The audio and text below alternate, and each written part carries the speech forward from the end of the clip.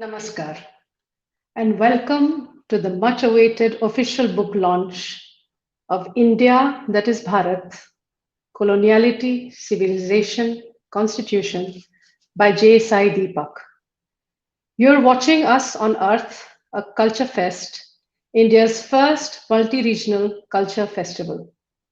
Fittingly, we are honored to have Her Highness Aswathi Thirunal Gouri Lakshmi Bayi, a representative of Dharma, to formally launch the book.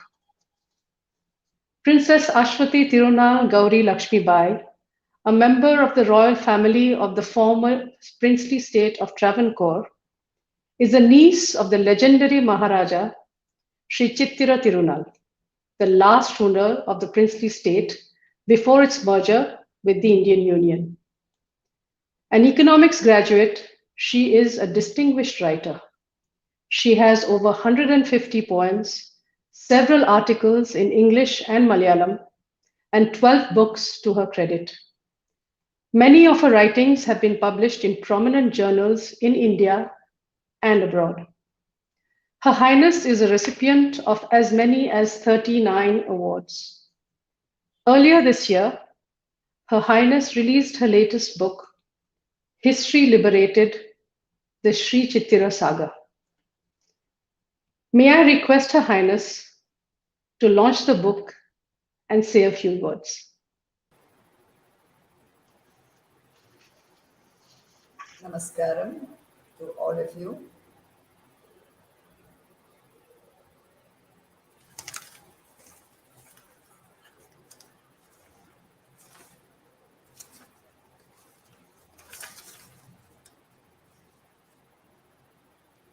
Shri Dr. Anand Ranganathan, Dr. Prakash Shah, Dr. Gautam Sen, hero of today's function, J Sai Deepak, and the charming lady who introduced me, and a good evening to one and all of you.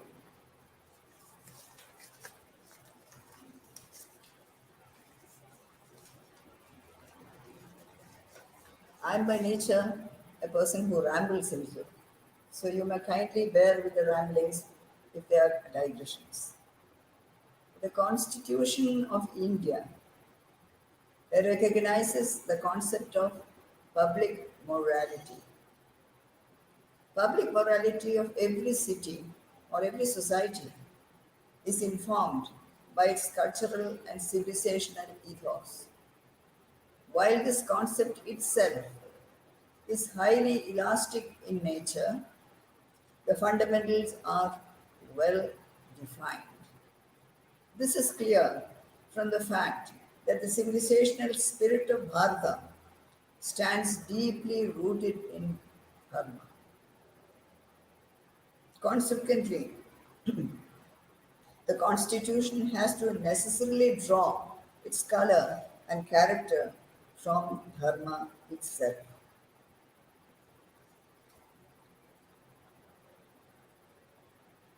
Dharmo Rakshatu Rakshata. We remember that line very much. As such, Dharma addresses law and policy making in the realms of the executive and the legislative, as also in the critical sphere of the judiciary. Dharma is thus inevitable or unavoidable in the process of promulgation and interpretation of law.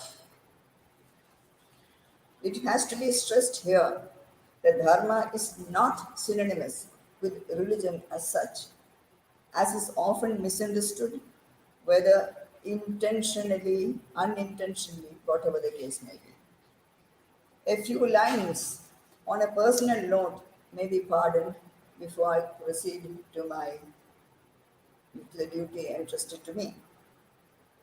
My family had to face the traumatic experience of arguing before the courts of the land for 11 long years, with the Supreme Court coming in for a big part of the 11 years.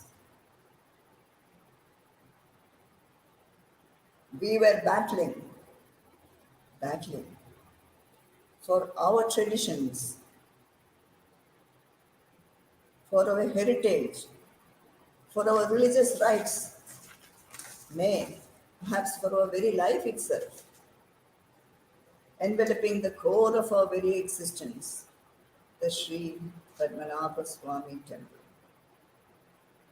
our everything, our all, down the generations, down untold centuries of time.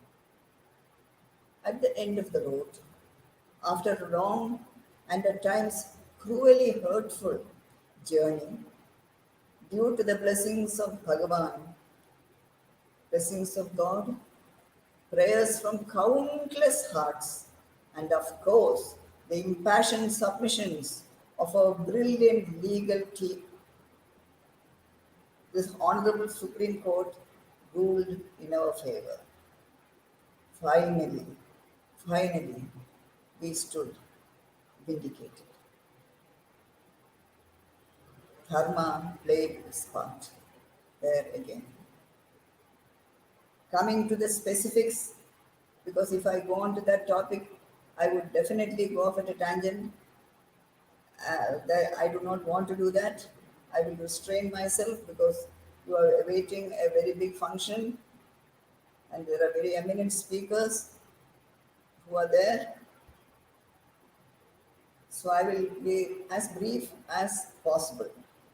Coming to the specifics, my role today is to release the significant work India, that is Bharat, Coloniality, Civilization, Constitution by J Sai Deepak, advocate par excellence. An introduction in compromise to this awesome volume by a scholarly evaluator is being presented here. I'm reading it out since I cannot letter it. India, that is Bharat, the first book of a comprehensive trilogy, explores the influence of European colonial consciousness or coloniality on Bharat as the successor state to Indic civilization and the origins of the Indian constitution. It lays the foundation for its sequels by covering the period between the age of discovery, marked by Christopher Columbus's expedition in 1492, and the reshaping of Bharat through a British made constitution, the Government of India Act of 1919. It includes international developments leading to the founding of the League of Nations by Western powers that tangibly impacted this journey. Further, the work also traces the origins of seemingly universal constructs such as toleration, secularism, and humanism to Christian political theology. Their subsequent role in subverting the indigenous Indic consciousness through a secularized and universalized reformation, that is, constitutionalization, is constitutionalism, is examined.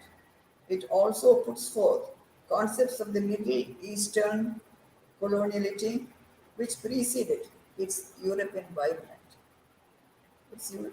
vibrant variant and allies with it in the context of Bharat to advance their shared antipathy towards the Indic world view.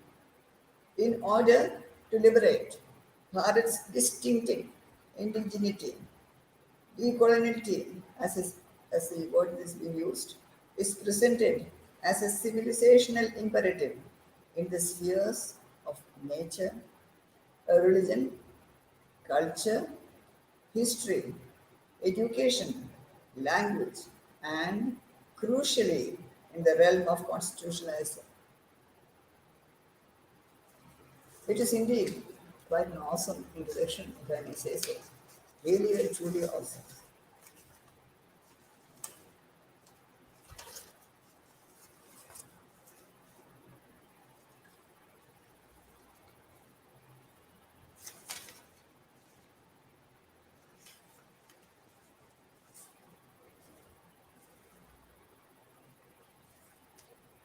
I think all the people gathered here today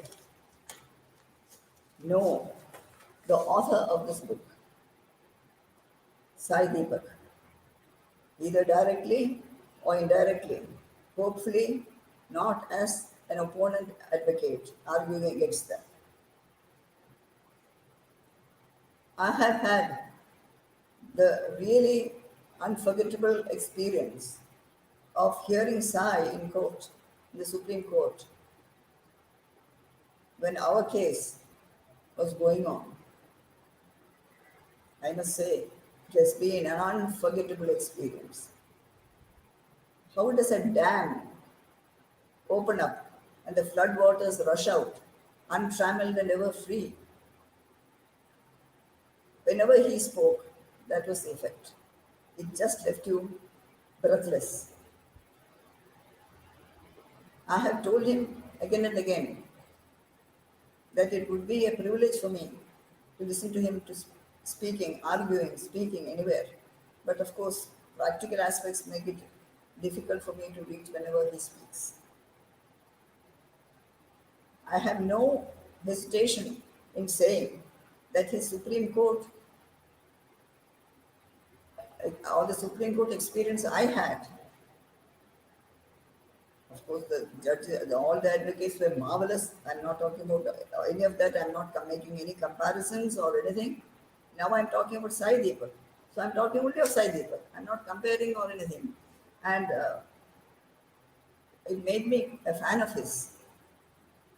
I would say I have a fan club started in his name where I will be the lifetime president. Please don't get taken away by the Sai Deepak you see now. A gentle, calm person. Very, the smiling face and all. He has a smiling face, no doubt.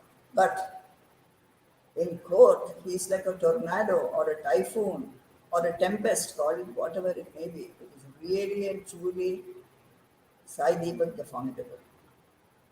Sai Deepak is an engineer or was an engineer turned litigator. And he is he's an arguing counsel primarily before the Supreme Court and the High Court of Delhi. He has many, many other interests and he has been an extremely generous participant in many, many things which are not economically good for him, but which were based in the fundamentals of Dharma.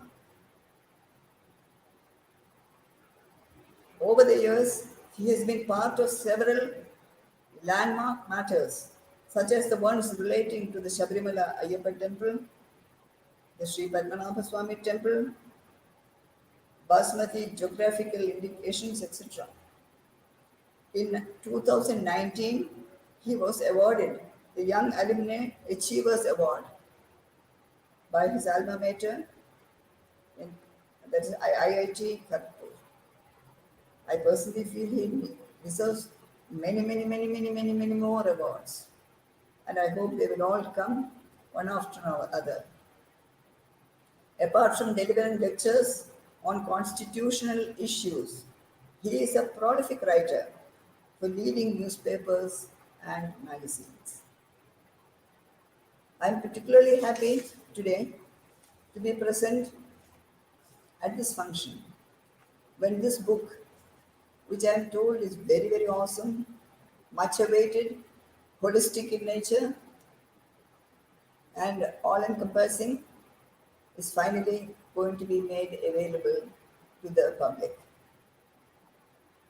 And it is unusual also, perhaps unique, because I do not really know if anybody else has tackled the subject from this perspective. But then, it's Sai. He does the unusual. He does not follow the laid out track. I'm very happy, and I'm sure that all of you who will be proud possessors of the volume will find it an enlightening experience to go through it. I hope that this will be the beginning of many, many more books. I do not know whether Sai has written any earlier books. I really do not know. But no, he has not. So this is the first of many books, and I hope he will continue writing on meaningful matters, dealing with so many issues which always surround us one way or the other. I pray to Sri Padmanabha Swami to bless our Sai with the three H's, head, heart, and hand, possibly representing head for Jnana Yoga, heart for Bhakti Yoga, hand for Karma Yoga. May he excel in all of them, and with great happiness, I seek your indulgence to allow me to release this book. Thank you. Thank you so much, Sampurati. Thank you so much. Thank you for honoring us with your presence. And given your schedule, for you to have taken time out to grace us with your presence and share your words of wisdom. I have no words to express, and for the first time perhaps in my life, I'm tongue-tied. So I'm really, really grateful. And this is my e-pranam, so to speak, at your lotus feet. Thank you.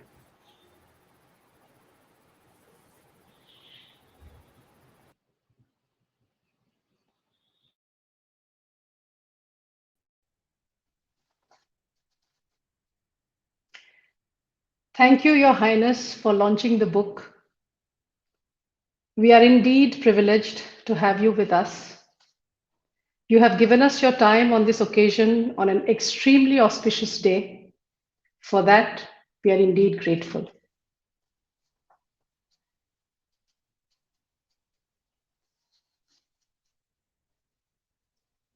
Moving on to the panel discussion.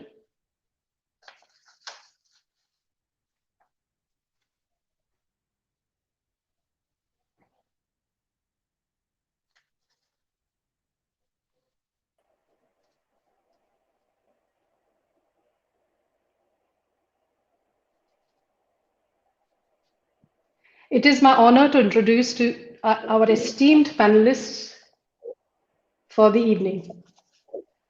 Dr. Gautam Sen. Dr. Gautam Sen, BSc Economics, PhD London, is one of the creators of the graduate program in the International Political Economy at the London School of Economics and Political Science, where he has taught for over 2 decades as director and lecturer in the Masters in Politics of the World Economy. Dr. Sen was a go-to advisor to former Prime Minister Shri Atal Bihari Vajpayee of India and Shri Sher Bahadur Deoba of Nepal. He has also been a senior consultant with the UNDP and UNIDO. Dr. Sen was also an advisor to the Brunei Investment Corporation and Barclays Capital. Dr. Sen has lectured to NATO officers in Brussels and high-ranking officers at the Royal College of Defence Studies, London. Dr. Sen has published The Global Political Economy, Princeton University Press, 2009. He is currently co-authoring a book with Simon Schuster, publishers, on India's economic reforms. Dr. Prakash A. Shah. Dr. Prakash Shah joined Queen Mary, University of London in 2002, where he is now a reader in culture and law. He has an interest in the interlocking fields of law, culture, religion, caste, and migration. He has published widely and lectured internationally in these fields. Since 2013, Dr. Shah became involved with responding to the prospect of a law on caste discrimination in the UK, which he opposed together with a number of UK-based Indian community organizations. Since then, he has devoted a lot of attention to the background to how we understand caste globally and what legal implication that has. The discussion will be moderated by noted scientist Dr. Anand Ranganathan. Dr. Anand Ranganathan obtained his BSc Honours degree in chemistry from St. Stephen's College, Delhi, after which he left on a Nehru Centenary Scholarship for Cambridge, UK, where he obtained the BA Tripos in Natural Sciences, his MA, and PhD. After a postdoctoral stint at Cambridge, Anand returned to India to join International Centre for Genetic Engineering and Biotechnology, Delhi, where he ran his lab for 16 years. In 2015, he joined Special Center for Molecular Medicine, Jawaharlal Nehru University, Delhi, as an associate professor. His laboratory works in the area of directed evolution and pathogenesis, with special emphasis on tuberculosis and malaria. Anand is a consulting editor and columnist for Swarajya. He has written previously for News Laundry, DNA, and the News Minute. Anand has written 3 books, all novels. The Land of the Wilted Rose,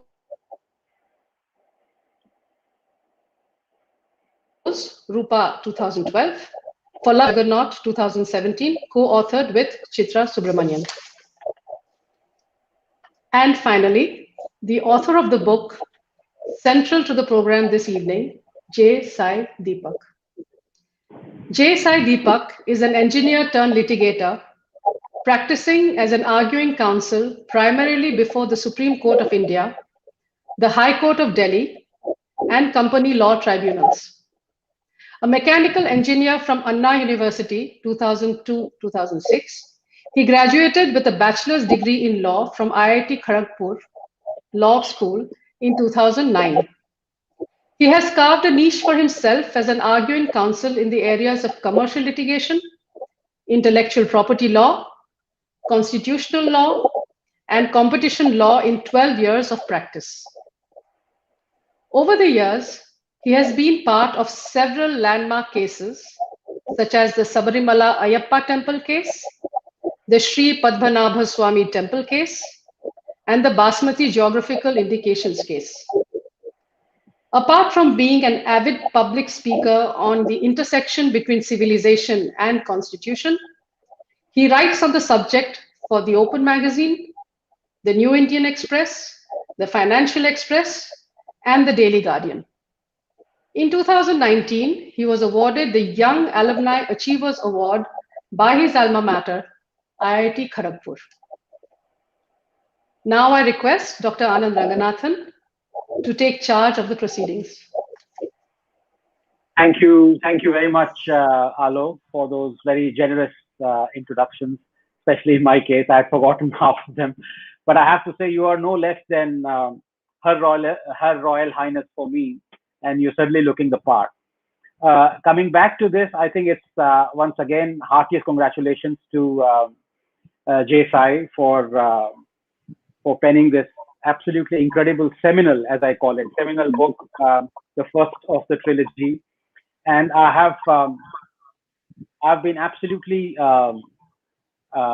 riveted by this book over the last 3 or 4 days. I have to admit to that side, but I have so many questions. But of course, I have to temper a few of them, and also because of the esteemed panelists that we have with us, Dr. Gautam Sen and Dr. Prakash Shah, I thought I have distributed the questions in each of the 3 pigeonholes that I see, yours included. But before I come to Dr. Sen and Dr. Shah, I thought I'll kick off in you can say in a rather controversial fashion, Sai, with you, because I want to pose a question, the answer to which can be fitted in a tweet, and that could possibly go viral. So the question is this, before I come to all the other questions that I have for you. The question is this, if it was left to you, which figure in past, in history or present, would you have preferred to write our Indian constitution, if not satisfied by Dr. Ambedkar having supervised the writing of it? Sri Balagangadhar Tilak. Excellent. And That may I would know be the my reasons choice. why? So one is, I think, if you choose to write or author a document such as the Constitution, it requires you to delve beyond your understanding of the law. And you need to understand the society for which you choose to craft this document. And I think Dr. Balagangadhar Tilak or Sri Balagangadhar Tilak was someone who understood the pulse of the nation. He was a polyglot. He's written on several subjects extensively, understood the origins of this particular civilization, the challenges that the civilization was beset with during his times, and was confident enough to take a position against the popular tide. I think it's important to have someone who is not a populist to draft such a document, notwithstanding the fact that it is meant for the wider audience, so to speak, or the entire country. A document which starts with a populist tinge, I'm sorry to say, is a slippery slope and is bound to actually compromise on several non-negotiables as far as the civilization is concerned, and especially with respect to its past and heritage. And I think Dr. Balagangadhar Tilak would have done a fantastic job as far as the drafting of this particular document is concerned. Of course, this is the first choice that comes at the top of my mind. Any other choice could be an afterthought. But since he struck me immediately, I think there must be a reason. Plus, I've had the benefit of actually reading some of his works, especially his work with respect to the Arctic origin of the Vedas. And while I don't perhaps agree with certain premises of the book, it reflects his erudition and his eye for detail and his appetite for rigor, all of which are equally important for drafting of a constitution. So that would be my choice. That's fantastic, Sai. And may I now admit that the question was rather, I had to think a lot about this question asking you, because it is rather controversial, because when I said pick anyone from our history, past and our present, you picked up one name from, I would say 5,000 years of our written account. So it could be controversial. I don't want it to be controversial, but I think the reason why you may have picked it, because you possibly feel that our constitution, if it was written by Kalidasa, or dare I say even Ved Vyas, would not have fitted like a glove its contemporary need. Is that what you mean when you selected Tilak instead of anyone from our history? Is that because now we are an amalgam of, you can say, various religions, races, and all that? So Tilak is possibly most suited than anyone in our past history to have penned this? Absolutely. So in fact, let me take a leaf out of my own book in this particular regard. The identity of Bharat has certainly seen a tectonic shift and a change in terms of the kind of other consciousness and identities that it has accommodated after the 7th century. Therefore, it would have taken a person who understands the need to accommodate and still preserve what is your own and what has emanated from you, and someone who also understands the nuances of the law, because for all practical purposes, Sri Tilak was a lawyer. Okay. And therefore, someone who understood the contemporary realities and so struck was Mahatma Gandhi. Balance. I would choose Tilak over Mohandas Karamchand Gandhi for a very good reason. For the simple reason that perhaps Mr. Gandhi's opinions on quite a few issues I have a personal disagreement with. That's certainly one. And second, if someone were to ask me who's the person from history whose opinions, with respect to whom your opinions have changed as you've grown up, I'd certainly say it would be Mr. Gandhi. He'd certainly rank at the top of the list, because what you're taught in school and what you learn subsequently changes your opinion radically. And I prefer not to address him as Mahatma Gandhi. That's been my choice all along. At least for the last 5 or 6 years, I've addressed him as only Mohandas Karamchand Gandhi. Whereas I would continue to call Sri Balagangadhar Tilak Lokmanya Tilak. So therefore, I would prefer Tilak over Gandhi when it comes to the drafting of the constitution.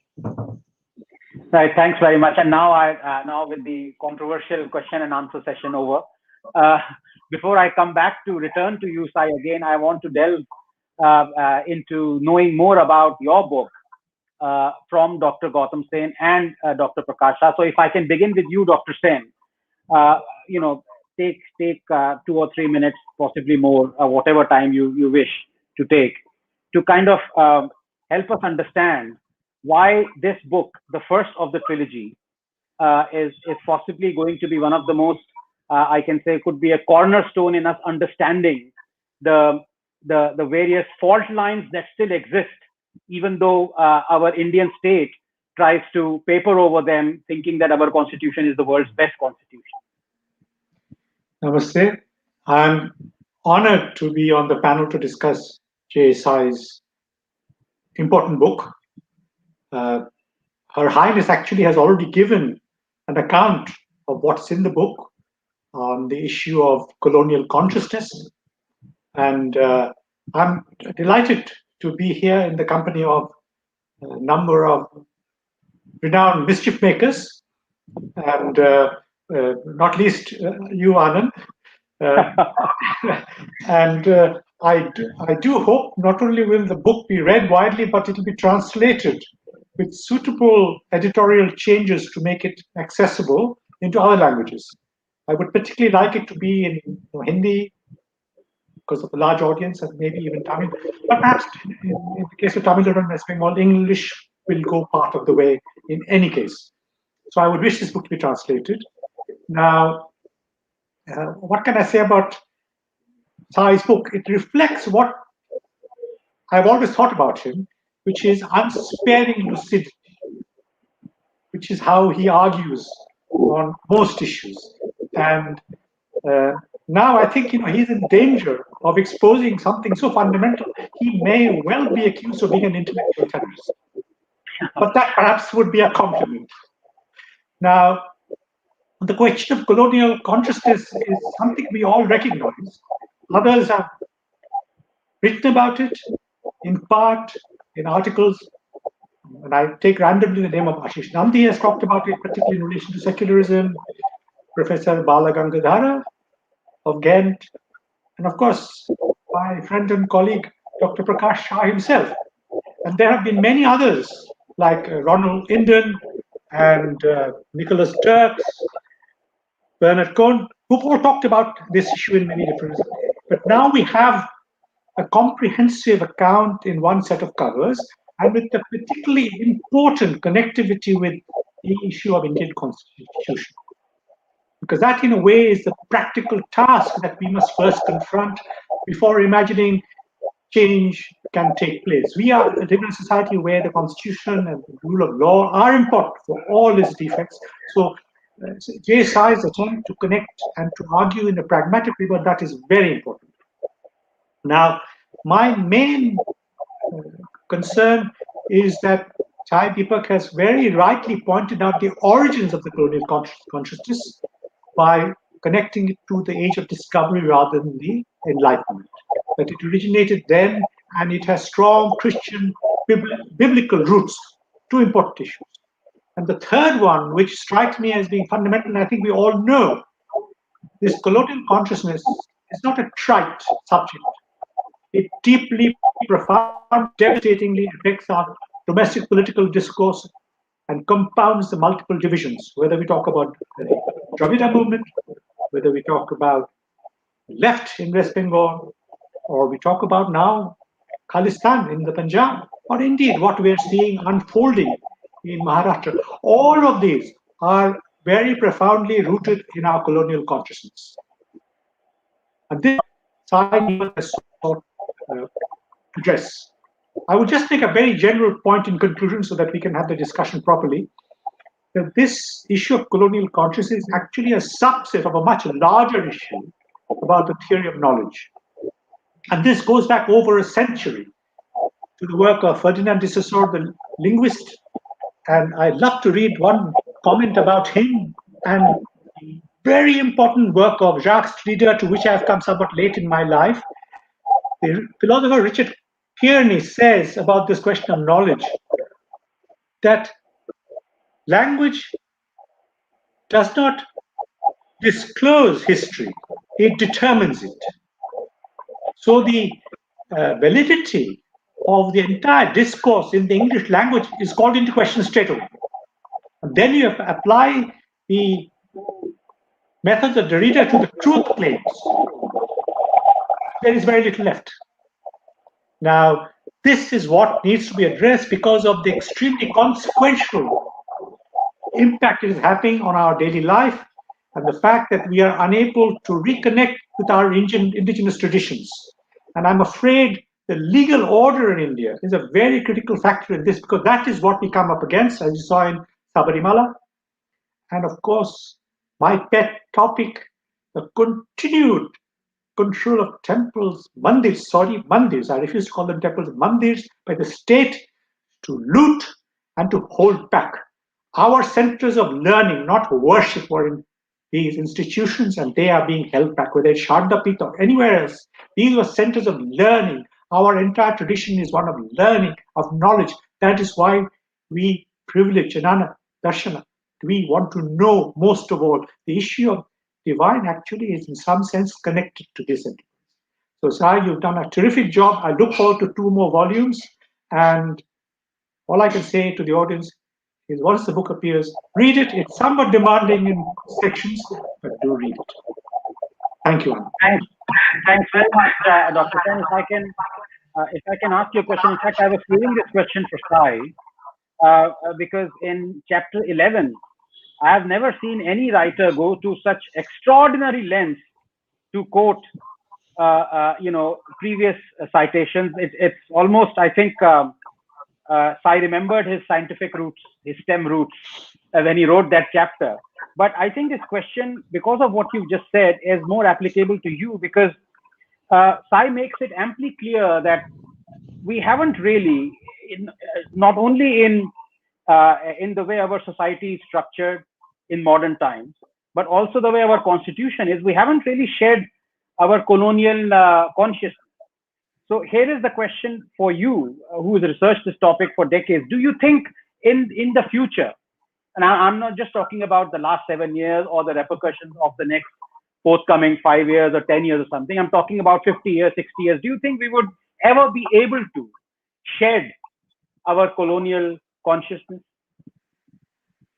The very fact that we are having this panel discussion and Sai has written a book on this means that there is some change taking place. And we have in some ways been liberated by the social media for all its evils, so that many people are now aware of the issues. What we did not have is an in-depth study, which Sai Deepak has not provided us with. We will begin, and the very fact that, after almost 1,000 years of being unable to engage with ourselves, we really don't know who we are. We don't know, as a people, we don't know what our interests are. But we are trying. And the great positive part is that Western civilization, which began this, is itself in trouble. And that means that we will be compelled to question where we want to go. You see, for a very long time, virtually in the whole of northern central, all the institutions were destroyed. Niraj Chaudhary says everything they could reach, they destroyed, and only what they could not reach to remain. All of these centers of learning and the carriers of knowledge, the hated Brahmins in the main book, not exclusively at all, were physically liquidated. We were a slave people. The largest numbers of slaves in Central Asia were of Indian origin. They were Hindus. We were a slave economy. We were not just the kind of economy Irfan Habib and Tapan Rai talked about. We were essentially a slave economy. All of the Indian people were potential slaves. Whenever they needed slaves, they went out and conquered territory and slave. And we're not talking about hundreds, we're talking tens of thousands. After the Battle of Panipat, 40,000 women were taken as slaves through the Hindu Kush. Usually only about 60% managed to arrive at the other end. So we are making an effort. There are many people talking about these issues. Now we need at some point a state to be a facilitator. This area of knowledge and our history, the state has done nothing. And the colonial consciousness is not a party political issue. It seems to drown all of us from all dispensations. And I myself have only come out of it in the last 30 years. And I'm almost 70. So we have to keep trying. And I think that's why I congratulate Sai. So you believe, Dr. Sen, that the glass is half full? I hope so. and I'm optimistic I would see some of the changes on the ground before I go. And there are straws in the wind. Definitely, there are straws in the wind. But I want, first of all, the most important change for our mandirs to be released, with all the troubles they might bring, all the divisions that will arise. And we must make a start. That is the key. And I'm sure Sai will be involved in this debate himself at some point, but which he actually already is. But we are working on this in the background ourselves. Yes. Thanks very much. May I now, I'm sorry, there's a bit of an echo, but I'll ignore that. May I now move to Dr. Shah? Dr. Shah, since the confluence of law, culture, and society is the area in which you operate and teach, do you believe that Bharat has produced quality scholarship in this area? And where would you locate Sai's book in this broad canvas? Thank you, Anandji, for that question. Before I move on to it, I just want to thank everybody responsible, who's responsible for inviting me to extend my thanks to them. It's been an honor, and especially to be in the presence of Her Highness and the other esteemed speakers, and of course Sai Deepak ji himself. Saiji, first of all, thank you very much for writing this book. I'll not say much by way of appreciation, but yes, thank you. And I do hope that it gets the widest possible readership, because that's what it deserves. Because the questions that you're posing to the rest of us are very vital questions in contemporary India. Now, by way of answering Anandji's question, in fact, it sort of anticipates what I wanted to say, or some of what I wanted to say anyway. May I just start by making this distinction between natural and social sciences? Of course, it's not my distinction. It's a sort of long-standing distinction. And to note that the contemporary social natural sciences that we have are also an endowment of the West to the rest of the world, including India. So there is, as Gautamji said as well, there is a kind of knowledge issue here. But somehow that knowledge issue, as it pertains to the natural sciences and the reception of the natural sciences in a country like India and other colonized territories, needs to be treated with a different approach, right? And Saiji's book actually does so, implicitly does so, because most of his criticism is not leveled at the natural sciences and their reception in a colonized country like India, but at the social sciences and the humanities, and the way in which the structures of, let's say, knowledge in quotation marks, which govern the way in which these disciplines are formulated, and the way in which they are received and, let's say, disseminated in India, are partly the concern of Saiji's book. Right. Now, this distinction is also a problem for the West, which created it. Right. It's not immune from that, and part of the crisis that Gautamji speaks about with respect to the Western culture and society can be attributed to the very deep crisis that the social sciences are in. Right? So it's not just India which experiences, if you like, the tail end of the crisis of the social sciences, but the rest of the world is doing so as well. And you see that in different parts of the world, the EU, Japan, various countries in the world, the funding for social sciences and humanities is actually being withdrawn, right, or reduced dramatically, which shows that political leaders around the world are also very conscious of the fact that social sciences have actually become a liability. Now, of course, India has a particular problem, because what it does is it receives the social sciences, which are, as Saiji argues very well in his book, a kind of secularized version of Christianity, which is true, which is the case, actually, right? And in a way, our colonial consciousness is if you like, an alternative conceptualization of old colonial consciousness is exactly the kind of secularized Christianity with which India was colonized, right, and which governs the structures of knowledge which affect it today in those domains, right. So that's a very important, I think, distinction to make and issue to note.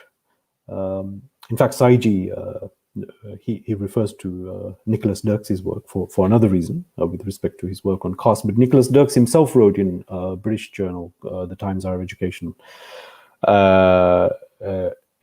magazine, recently exactly about this distinction between the natural and social sciences. And the way in which the social sciences have simply gone awry. And it's very much questionable today whether or not we can say that they represent any type of knowledge claims in any serious way. And as I said, that's a global issue. And Dirks' plea was that somehow they should be brought together again. And I'm very glad to note that Sai has, in his book, referred to the work of the research program on the comparative science of cultures developed at Ghent University by Professor S.N. Balagangathara, because that is a research program which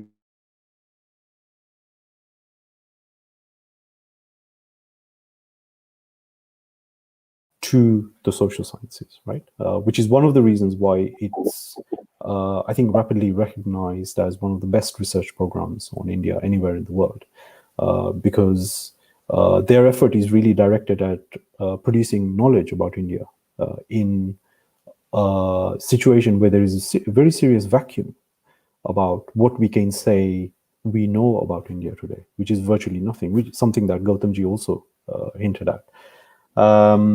So that's my first remark. My second point is related, and that's, I hope I'm not being too personal, Sai, but it's related to the fact that you're coming from an engineering background, which means that you haven't been infected by all this nonsense that social science and humanities students in India, actually rest of the world as well, but particularly in India, in your case, seem to be affected by, right? So their brains are already destroyed by the time they graduate, if not earlier already in school.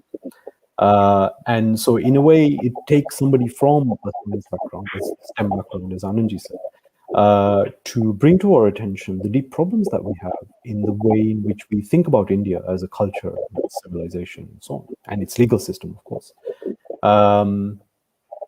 And, you know, I teach in the UK. I see many Indian students coming to our undergraduate programs or graduate programs as exchange students. And what I've been realizing over the last several years is that they are less and less able to cope with the kind of curriculum we have to offer.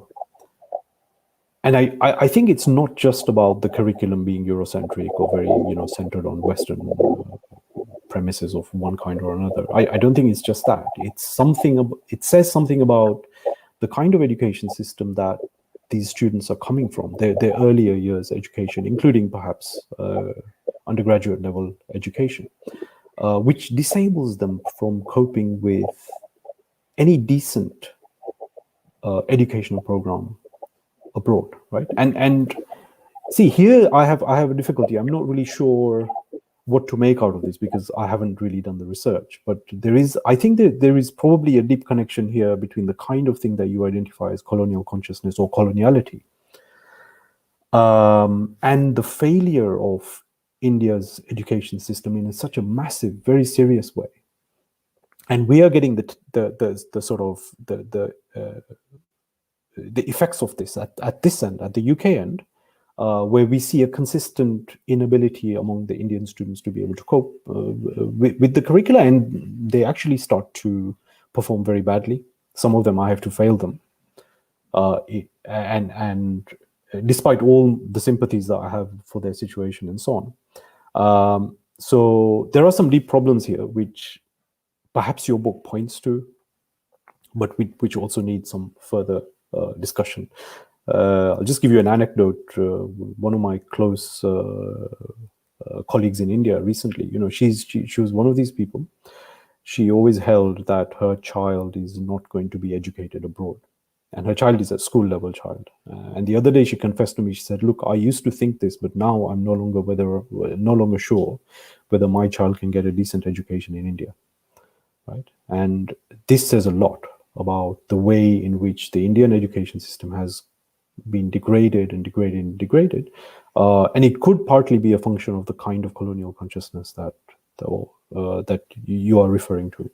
But as I said, I think we need to do a lot more work on that, and I don't see the educational policy, the new educational policy that was issued recently in India. I don't see those kinds of initiatives having any cognizance of these very, very deep problems that are affecting a society like India. And I would like to see that happen.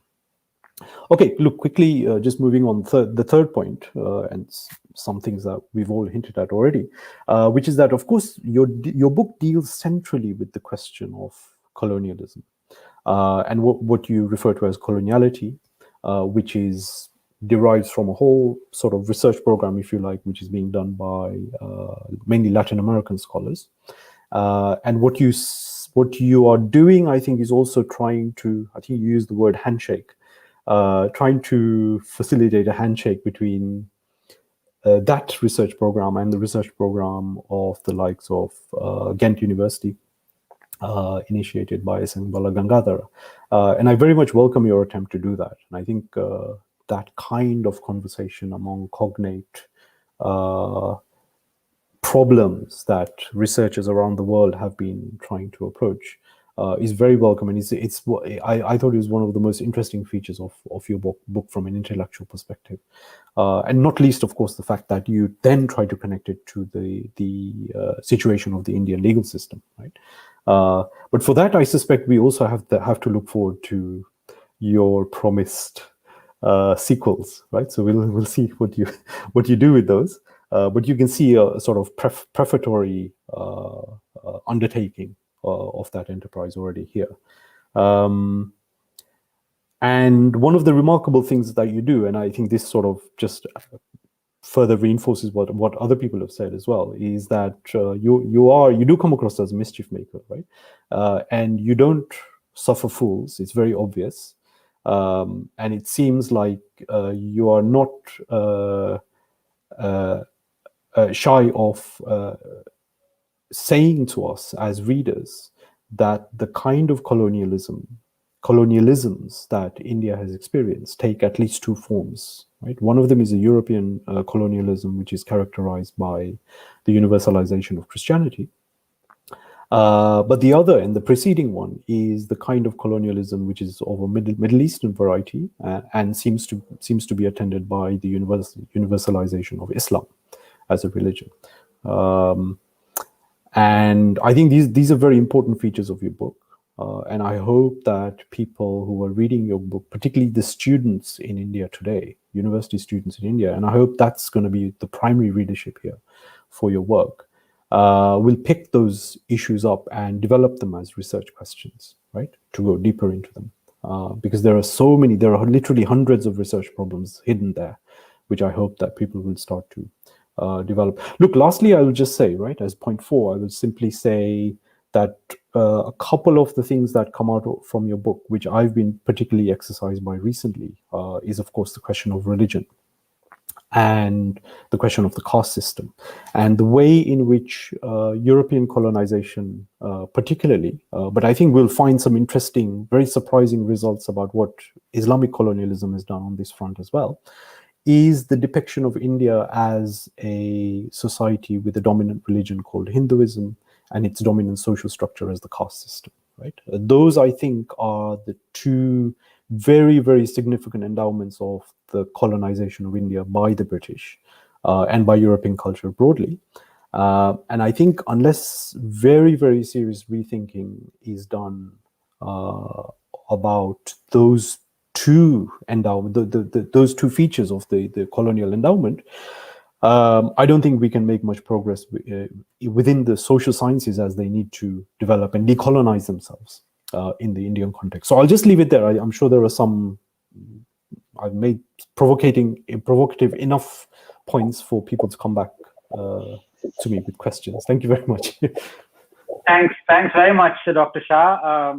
Just saying, mildly provocative is probably not the true story. You've been brutally scathing about social sciences and humanities, and I dare say, as a scientist, if I had said the things that you have said, I would have been abused and pilloried for God knows weeks on end. But if I can say, use the phrase of a common meme, "Bol aap rahe the, lekin shabd hamare the." And that fits very well with one of the requests that we've had from the people who are watching us, is that thodi Hindi mein bhi beech mein baat kariye. My Hindi is not very good, but Sai's Hindi is excellent, and I'm sure yours and Dr. Sen's as well. Now, I need to go swiftly to Sai, because poor chap, he's been waiting for about 40 minutes without. I don't know, Sai, whether that happens in a courtroom very often. It does. It does. Okay, you're made to listen to people. But I want to come to you very quickly with a question that our viewer has asked, one of our viewers. But I want to take what Dr. Shah has said to Dr. Sen and let him brood over, the answer that I want of him, and which is, Dr. Sen, do you agree that in many ways we are at an inflection point as far as humanities and social sciences is concerned? Because for one, I've held this belief that even though you can have ideology and politics dictate the kind of science you want to do, i.e. that a nationalist government comes and it says, look, I want to work on this topic, this scientific topic, or, let's say Saraswati, civilization, or rocket science, or whatever you can dictate. But the results are totally, ideology agnostic. They are nothing to do with the ideology. They are nothing to do with politics.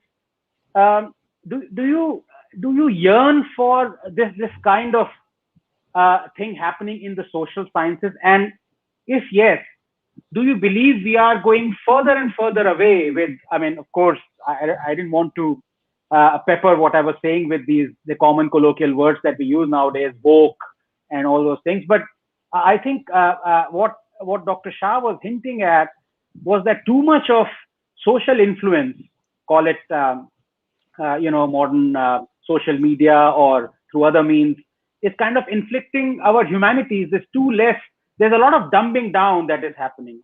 Do you agree with that assessment? And do you think, if at all, we need to provide a solution, or do you think everything is all very well with that? Now, just hold on to the answer to that for a couple of minutes, because I want to ask Sai. Sai, this is a question asked by Shruti, and I'm quoting her. Congratulations, JSD. Can our constitution derail the Indic civilization? Between legislature and judiciary, who is more powerful? Can I just take 2 minutes to just say something which I've been dying to, which is just so that I'm not misunderstood by the other panelists who are much more senior and who I look up to when it comes to their work.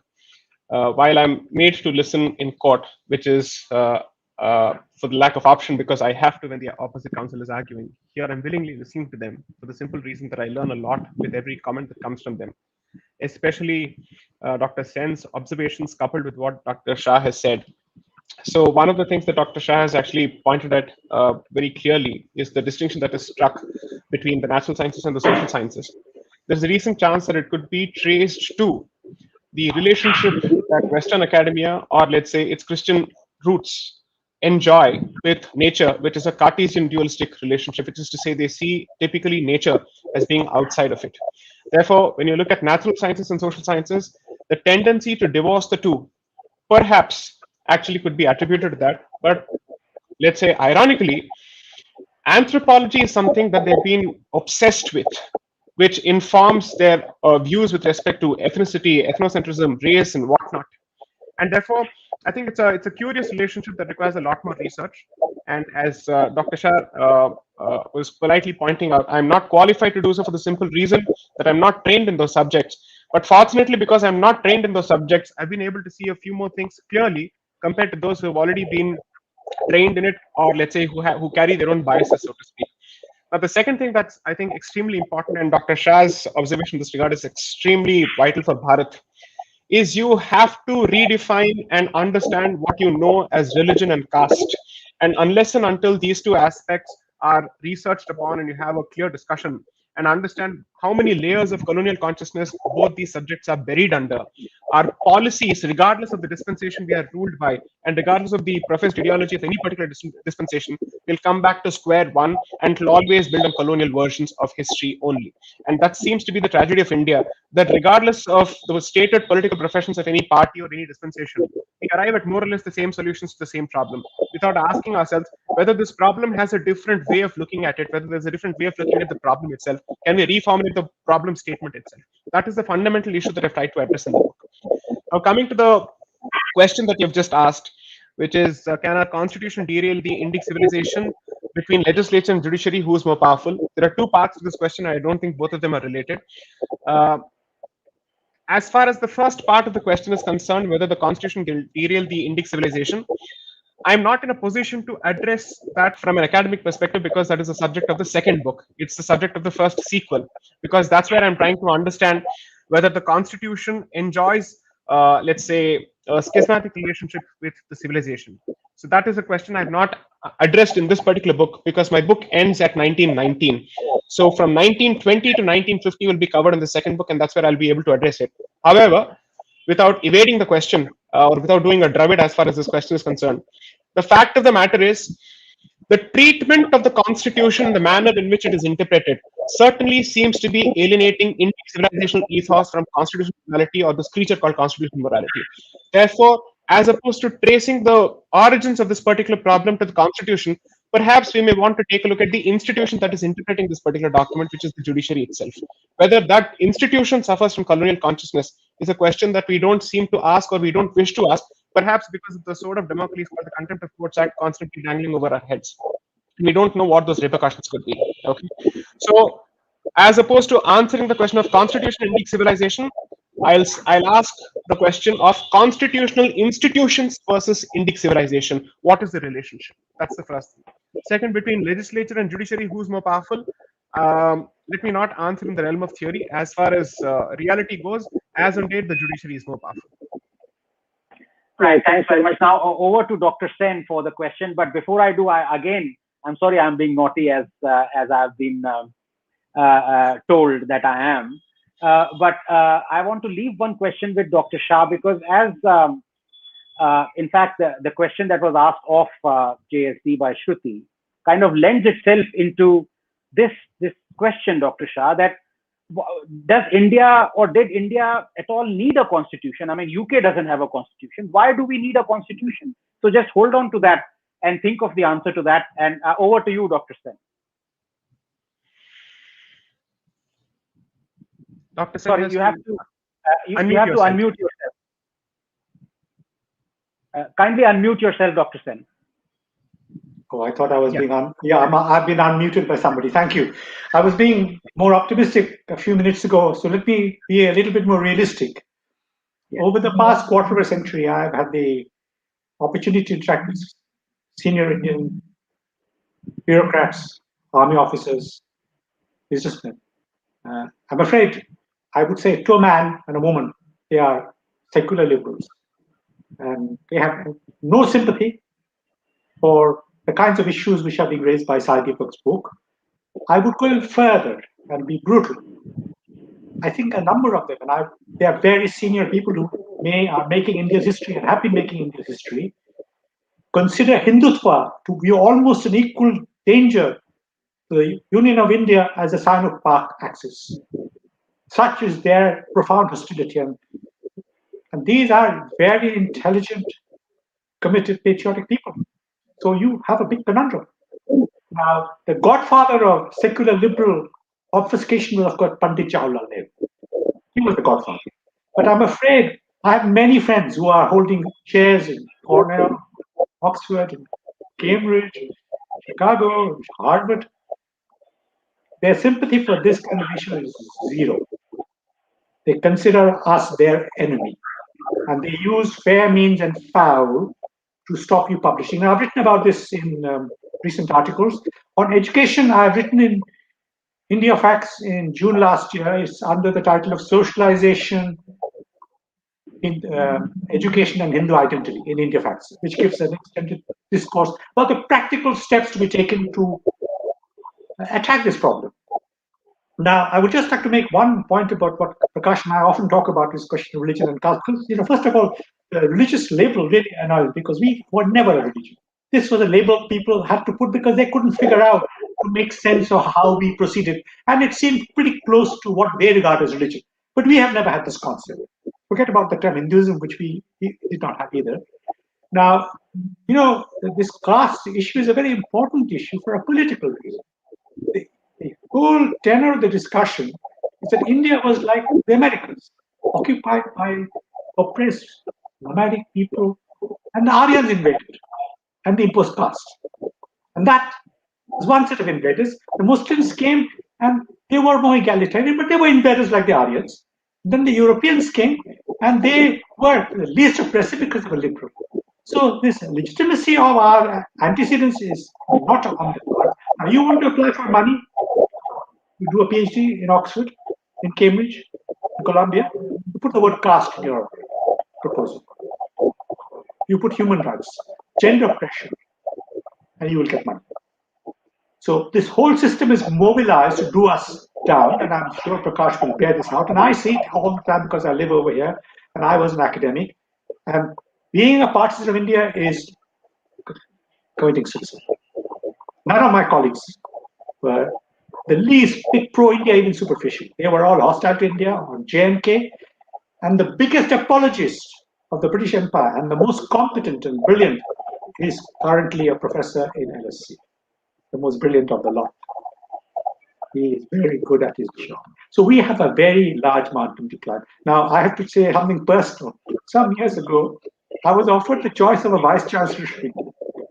And I mistakenly thought, they're going to turn me into a bureaucrat to shut me out. And I didn't realize perhaps they were thinking this is the entry point. I should have taken the job because it is possible to turn around one place if they give you the freedom. It will take time. You alter the curricula, and you do what JNU does. They teach PhD students to become the future generation of teachers elsewhere. It will take 10, 15 years to make a dent, but if the system would be able to take over 2 universities and do a good job, and I hereby offer myself again, gratis, unpaid, to do this, we can make a dent. We have to start somewhere. But I'm afraid I can count in the finger of one hand the number of academics abroad and perhaps even in India who have sympathy for this kind of view. And this is deeply shocking. And the people who are our critics are very intelligent. They are not bad people. They are totally colonial in their mentality. One colleague of mine, Prakash and I exchanged notes on this. When I criticized one of the other religious faiths, he immediately said, but what about our Sati? He's a Cambridge PhD, he's a professor in Bombay. He immediately said Sati. This is our reflex. This is our inability to even grasp, take the first step to a self-understanding. But that is why, I am a great admirer of your side for selfish reasons, because you are not just a litigator and now an author. You have become a phenomenon, and you have a lot to do. A lot. So I really truly wish you well, because you need to train other people to do what you are doing. But you have made a start and raised the bar quite high. That will be the difference. Because the quality of what you do is amazing, just amazing. I'm grateful, sir. Thank you for your kind words. I know that there are serious drawbacks as far as my work is concerned because of my lack of training, but I hope to do better in my future works. And I hope to seek the guidance of both Dr. Shah as well as yourself in my future initiatives. Thanks very much, Sai and Dr. Sen. Dr. Shah, I'm sure you would have thought of the answer by now. Perhaps you could just remind me of the question. Yeah, did India need a constitution at all? I mean, UK doesn't have a written constitution. So Well, do you think the fact that we've had a constitution has further muddled the issue and kind of exacerbated a lot of fault lines that wouldn't have been there had we not a constitution at all? I mean, it's a very difficult question, partly obviously because of its counterfactual nature.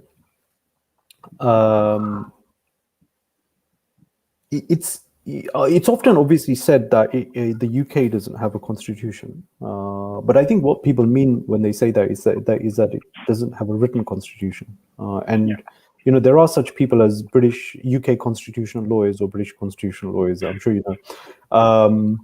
So it's not as though the phenomenon of the constitution is completely unknown in the former, if you like, colonial metropolis. The only difference is that we don't have the kind of written style constitution that a country like India or United States and so on have.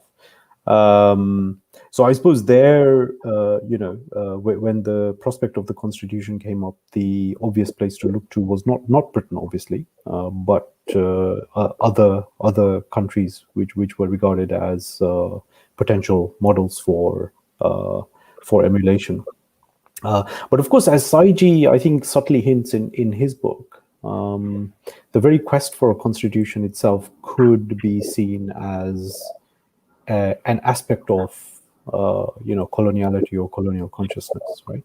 Because in a sense, of course, he does that with respect to lots of other things, like the idea of the nation state and identity politics around ethnicity and all this. The book is full of very, very, very interesting hints about all kinds of problems with colonial consciousness. But with respect to the legal system and the constitution in particular,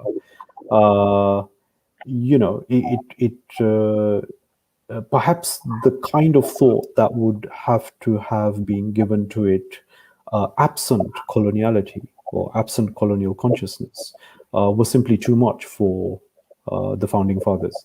Now, I mean, see, the other thing is that in a sense, the answer to your question has to be that India might have, or at least those people around at the time in the 40s and 50s during independence, thought that India should have a constitution. If you look at what India has done subsequently, not just with the constitution, but with all kinds of written laws and so on, it hasn't followed the Western path, right? As Saiji also says, the constitution has been amended many times and so on, and I think his subsequent books will pick that issue up.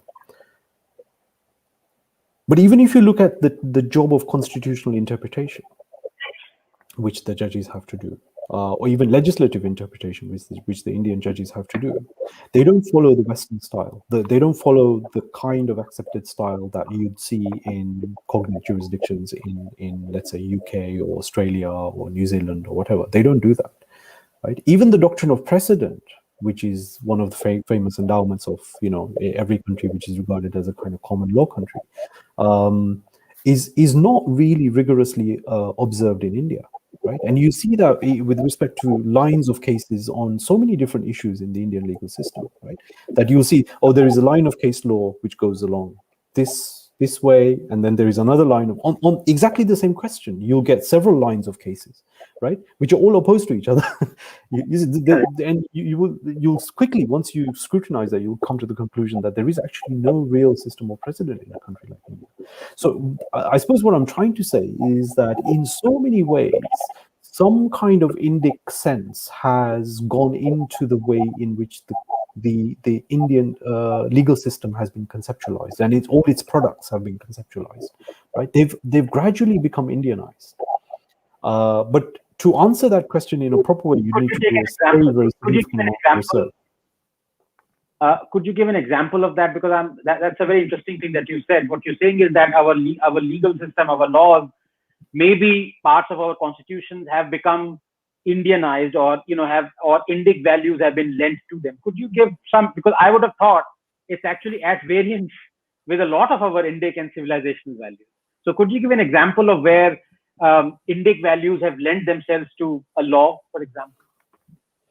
I'll just say one very simple thing. Look, if you look at the way in which all kinds of interpretations have been made of the Constitution, right? I won't isolate one example, but you can. I'm sure Saiji will be able to point to many. Such legal instruments are not treated as hard law. It's almost as though they're treated as some kind of shastric pronouncement, where you can make any kind of interpretation which seems reasonable. The only problem in India, of course, is that a kind of interpretation which in the West would not have been countenanced at all is regularly made in India, which means that in a way, these Western concepts or the Western words, Gautamji mentioned the English language earlier, words in the English language are hollowed out. They become devoid of significance. And then that hollowness is filled in with anything that a particular judge might want to fill it up with. So the potential is certainly there for some kind of Indian conception to go in, to be smuggled in, and to be used as, a way of thinking about a particular word in the Indian legal system, right? Look, if you just give you one small example, it's not a constitutional one, but just comes to my head suddenly. Look at the criminalization of polygamy among Hindus. How many Hindus have been sent to prison for engaging in polygamous marriage since the relevant legislation was brought into force? Right? Probably we don't even know the answer, because you don't see such cases actually. You probably see a few cases which are wildly politicized or publicized. But broadly speaking, it's an unenforced law, right? What's interesting also is that if you do marry polygamously in India as a Hindu, your marriage is still valid. It's a criminal marriage, but it's still valid.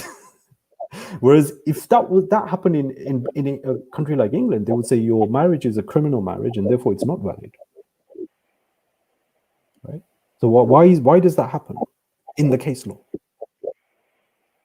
Right? And that's just one small slither of an example. I mean, you can multiply that kind of thing so many times. Right? Right. Yeah. Yeah, thanks. Now, moving to Dr. Sen, because that brings up two questions. One, Dr. Sen, in your opinion, like as for a layman or a scientist, we always talk about there are 6 degrees of separation, 5 degrees of separation. So in your opinion, how many degrees of separation are there between our constitution and our Indic civilizational values? And number two, what has been the influence, subconscious influence of a colonial language like English in drafting or proclaiming our laws, legalese, and constitution? Here, before I let you answer that, I want to quote from a judgment. And this is straight from a judgment. I won't disclose which judge, because I might be held in contempt. But this is what the judge has written. A growing impression in contemporary existence seems to acknowledge the all-pervading, pestilent presence of corruption almost in every walk of life, as if to rest reconciled to the octopoid stranglehold of this malaise with helpless awe. The common day experience, indeed, to introduce one with unfailing regularity, the variegated, cancerous concoctions of corruption with fearless impunity gnawing into the frame and the fabric of nations' essentia. Emboldened by the lucrative yields of such malignant materialism, the perpetrators of this malady have tightened their noose on the social psyche. Individual and collective pursuits with curative interventions at all levels are thus indispensable to deliver the civil order from the asphyxiating snare of this escalating venality. And I'm exasperated. Now, to paraphrase the meme, ये समझ में भी नहीं आया और सुन के भी अच्छा नहीं लगा. So the question is, why do we insist upon using this kind of language when we know ourselves that we're fooling no one? I mean, we're actually hindering the process, the legal process, rather than helping it. These are the two questions for you, Dr. Sen.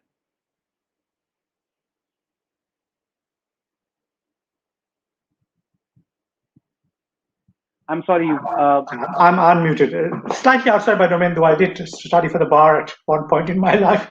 I actually do believe in the rule of law, no matter what tradition it comes from. If you have a rule-based society, somebody has to adjudicate. So we will have some system. My concern is that, as an ordinary person, even somebody in my relatively privileged position, rule of law is irrelevant. I mean, it's actually has no significance. Certainly at the lower levels. And I've been to the High Court and the Supreme Court on a case, and I've seen how it operates. And I think the legal order is of no relevance.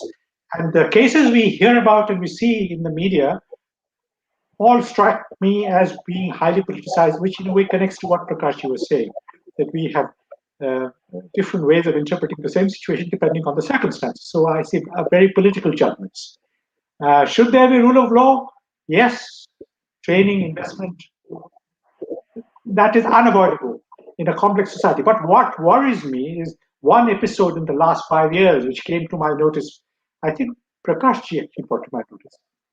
An Oxford doc got together with Shashi Tharoor and tabled a piece of legislation, Oxford law, piece of legislation, which would create law in virtually every area of social friction.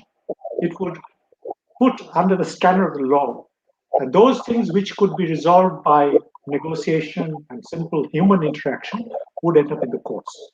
Now, this was proposed. Now, that is the area which worries me, that we have this movement to bring under the legal rubric every facet of human life, and that to me is not the way certainly our society could operate, and not as it do in a place like Japan, where the per capita number of lawyers is much, much lower. So I do believe that we have to take our legal system very seriously. It has many, many ramifications which are recognized but not fully understood in India. For example, our economic growth is held back partly by the fact that our legal system is so difficult. But without enforcement of contract, without immediacy, all of these are factors which will prompt people to go elsewhere. All our adjudication is done in London and Singapore. Why? Nobody wants arbitration in India. These things can be fixed. So we must treat our lawyers and our judges with respect and help them to perform better, because this is essential. But for the ordinary man, somebody appeared on my behalf in front of the Supreme Court, and what happened over there, when the point of law was absolutely clear, and the way the decision was made is quite funny. The other side had the money to appoint a very prominent lawyer, and the judges only paid attention to him. My not very prominent lawyer was completely ignored. This is one example. I'm sure there are others. And in the courts, I'm afraid I knew from the 60s and 70s, money was changing hands in Calcutta High Court all the time. So it was pointless. Yeah, that's very interesting observations. And if I can add to that, it's always it's almost as if we have this 1 billion strong nation that it always seems to me maybe it cares for law, but it doesn't really. The laws don't really bother it. You see it on the streets, you see it amongst our politicians, you see it amongst our polity, our society, and we are living our lives very happily. And it is only very rarely, that we come across a law if we are forced to, or we have to follow it, or something like that. And as a scientist, it always amused me that this thing about Indians would have scientific temper, quote unquote, scientific temper was inserted in our constitution during the emergency, as if we never had scientific temper before. And later on, when Mother Teresa became a saint, the whole nation celebrated for weeks on end. And one of the conditions for proclaiming or anointing her as a saint was that she would have had to perform a miracle. And the miracle was that some villager somewhere had cancer, and she wore a locket with a photograph of Mother Teresa in it, and she was cured of cancer. Now this satisfied the Vatican and they anointed Mother Teresa the saint, and everyone from politicians down to our leaders to police force to everyone, billions were celebrating for a week, having forgotten very conveniently about this thing inserted by Indira Gandhi during the emergency, that we must have scientific temper. So we are a living, breathing civilization that doesn't seem to care either for constitution or for its laws, unless or until we're hit by them, or they kind of fall on us like a ton of bricks. And that brings me nicely to not only a question that has been asked by a viewer, but also I must admit here, I have saved the most controversial question for Sai as the last one. So Sai, should I ask you the question asked by the viewer and then ask my controversial question, or the other way around? Okay, I'll ask. Okay, so this is a question from Kaveri. Is there nothing to have a check on judiciary?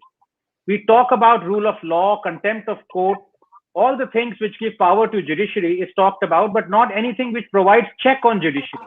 In ancient Indian Dharma, was above the king, even judicial officers has to abide by Dharma. So why give all the powers to individuals behind the veil of judiciary who are influenced by social factors?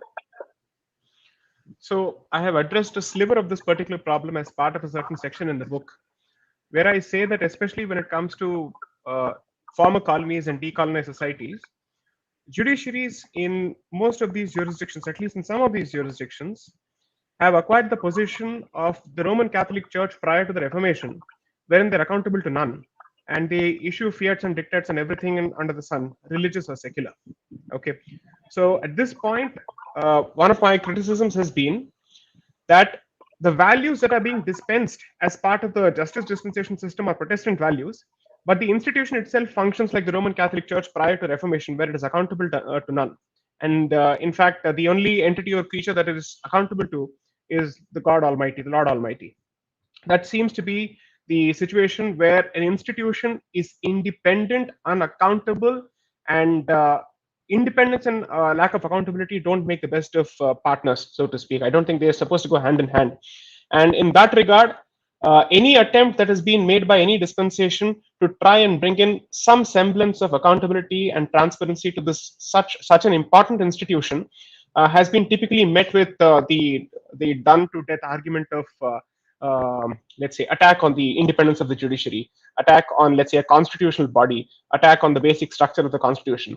In fact, when I think this dispensation tried to bring in NJAC, not that it was the perfect mechanism, but I think it was at least a much needed step in the right direction to initiate or trigger a conversation on the need for a different system. See, here's the important thing.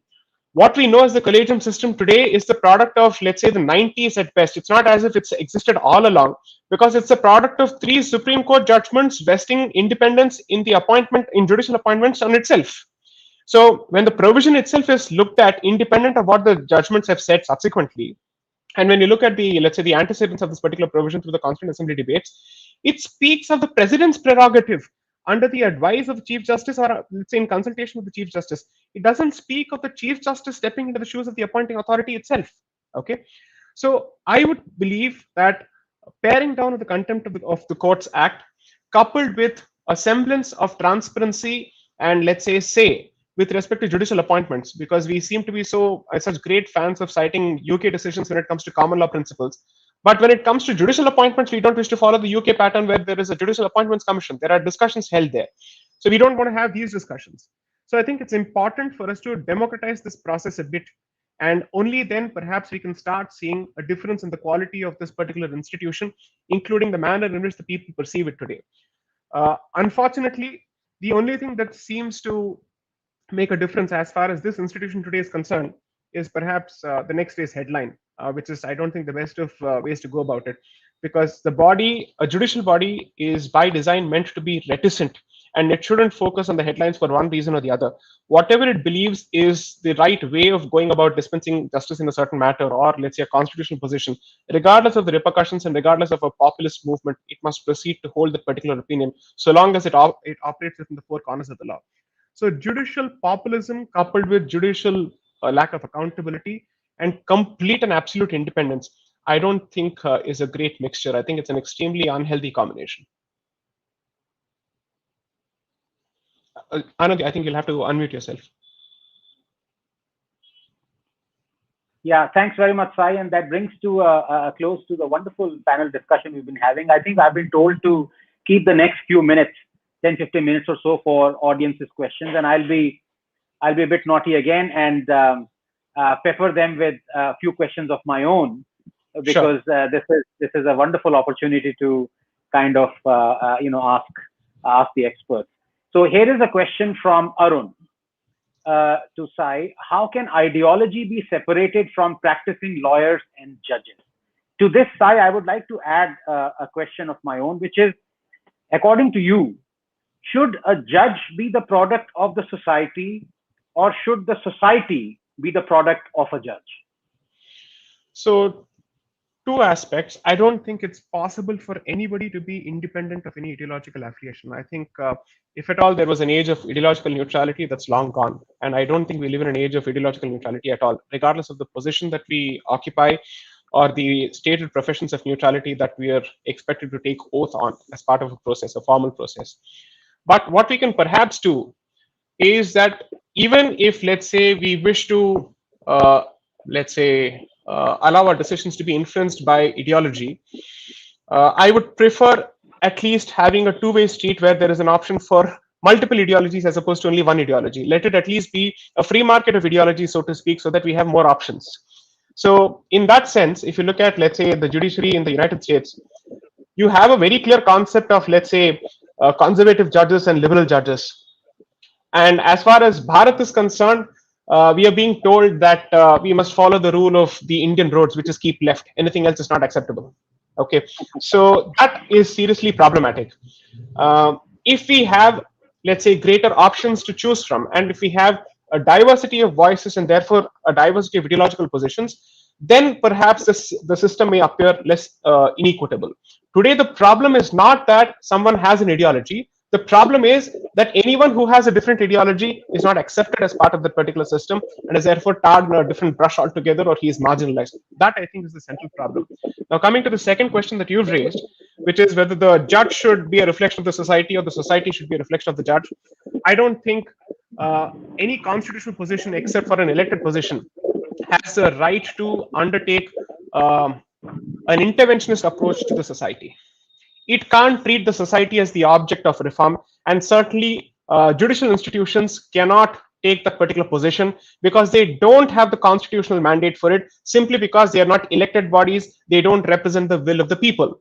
Their only job is to ensure that the will of the people doesn't prevail over constitutional values, and therefore that they operate within the four corners of the constitution. But today, anything and everything is being passed under the rubric of the constitution, and we are being told that we must change ourselves and we must constantly reform. So this is one aspect that I've addressed to say that the constitution has become the new tool of reform, and therefore you're looking at a neo-Protestant reformation where the constitution is the new Bible, where the true religion, so to speak, is the new form of constitutionalism, and the only morality that you're expected to subscribe to is constitutional morality. Okay, whether this happens in other jurisdictions or not, I can't comment with a fair degree of experience or understanding. But as far as Bharat is concerned, it's my reading that the pulpit, or let's say the office that is being given for a different role altogether, which is to ensure that the society operates within the four corners of the constitution, has now become the office from which reformist values are constantly dispensed, and the society is constantly seen as the object of reform. We are not projects for any constitutional body. That is for the legislature to decide, that is for the executive to decide, that's for the society to decide. These are decisions to be taken by the society.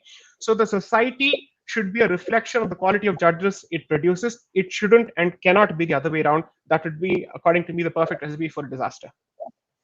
Right. Now, in one sense, Sai, that's a brilliant response, a response that I would have expected from any lawyer, any brilliant lawyer, and you are certainly one. But may I kindly, I'm undecided, veering towards disagreeing with you. And this is where I would like to bring Dr. Shah in, because I can quote so many instances where the society was simply not ready to treat a sect or a group of people with different sexual preferences, for example, homosexuality or other different preferences, as equals. And were it not for the judges to have stepped in and said, look, there is, according to me, what they probably thought their thinking process was, imbibed with scientific fortitude, that there is something called universal ethics and universal morality that doesn't have to be decided by a restrained society or a constrained society. So in that sense, Dr. Shah, do you agree with Sai that the society should never be the product of a judge's decision, even though the judge has decreed? For example, I take the example of in Ireland, Republic of Ireland. The judges, it was the population that decided that abortion should be legalized, whereas in America, it was the judges who decided, much before Republic of Ireland did, 40 years before, that abortion should be legalized. So, and I may not be technically correct, but you see what I'm getting at. I mean, there are many decisions with the society. You may feel, if you apply the universal law of morality or ethics, that the society is not yet there. And there could be many instances where the society, you may immediately disagree. For example, you can say that if there are 1.8 billion people who are not really averse to the Sharia law. So, for fornication, they would say, well, we wouldn't mind, stoning, public stoning, or, a lynching of a homosexual. Now, just because the society has decided that, do you think the judge should say, all right, even though I disagree with that, even though this is barbaric practice, I won't intervene because I don't want the society to be the product of a judge?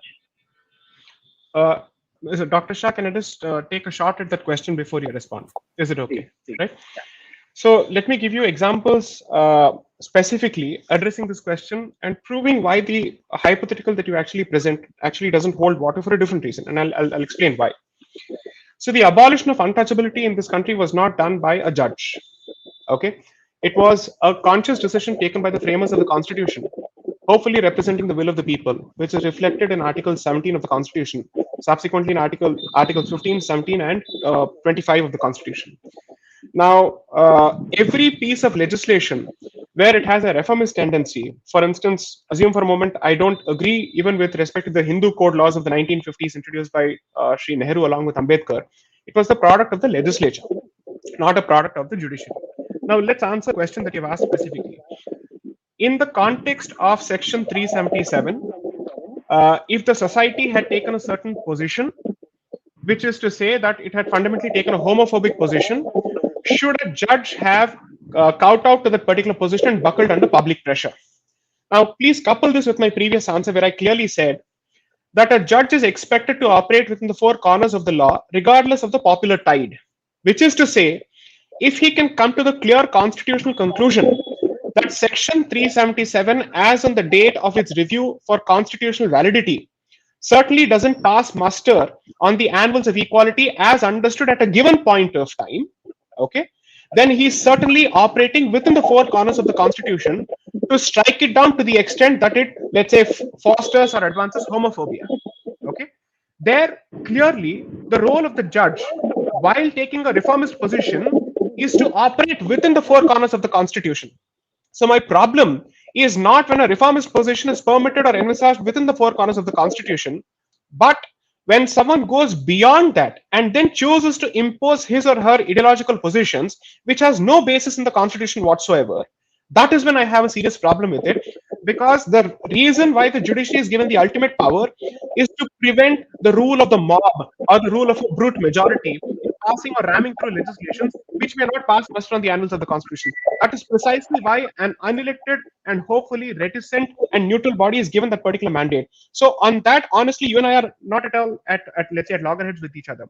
So in the example that you have given, frankly speaking, it is fairly within the remit of a judge to take a position within the four corners of the Constitution. In fact, in this regard, I'll just give you one specific doctrine that was introduced in the 377 judgment, which is the doctrine of progressive realization of rights, which is to say, something which may or may not have been recognized as a right in a previous generation may acquire the right at a subsequent generation at a subsequent point of time, which is why questions of equality, reasonableness are never addressed in vacuum or in shunya. They're always addressed with respect to time, space, and subjectivity at a given point of time.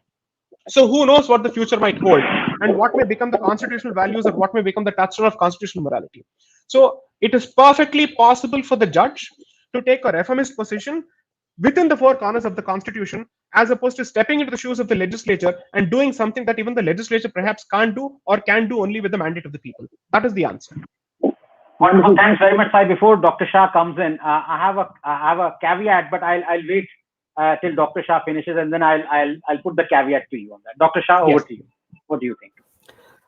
Yeah, a very interesting question about the prohibition of homosexuality, criminal prohibition of homosexuality, which in the Indian legal system, as in the UK legal system and elsewhere, found its source in Christian legislation. So you could have a reasonable argument to say that Indian traditions have no problem with all kinds of different sexualities. In fact, as long as I they're want to not applaud abusive. that. I want to applaud that because not many people appreciate that. You know, not many people appreciate. Maybe they haven't gone to Khajuraho and they haven't seen all those wonderful, sculptures or what you're saying. But you're absolutely right. It's actually, a lot of homophobia has to do with the Christian influx. Yeah. So in India, you have this peculiar situation where you have a kind of alien layer of laws, many laws, which have this Christian provenance, and which are skewing all kinds of societal issues in a particular direction. If Saiji can correct me, Anandji, you can correct me as well. But if I remember correctly, the judgment which eventually decriminalized homosexuality doesn't refer to the Indian traditions not having a problem with homosexuality. So I think they simply did it on some rights grounds and so on. And I thought that was a bit of a cop-out, that the Indian judges the Supreme Court judges could have really taken the bull by the horns and said, look, this is against our societal ethos.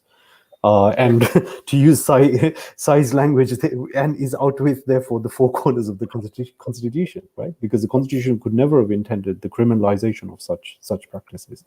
So there was a kind of, if you like, on the day of the adoption of the Constitution, there was an implicit repeal of any contrary legislation, like the prohibition on homosexuality.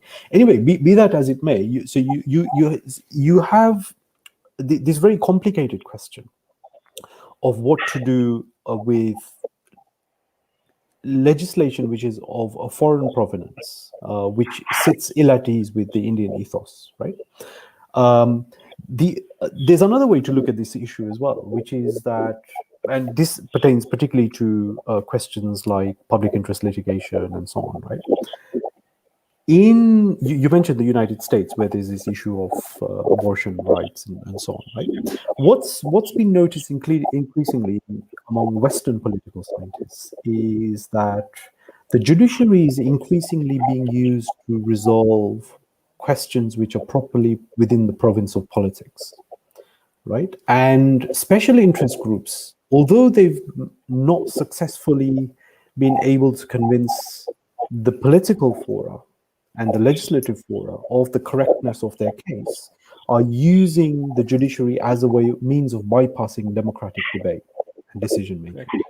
Right now, that's been a serious problem in India for a long time, as far as I can remember. Right, and certainly since the contemporary or the modern movement towards public interest litigation has been concerned, because that movement, you might say, was completely justifiable in a context where kind of legislative sclerosis, right, where the legislative arm of government was simply inactive for such a long period of time.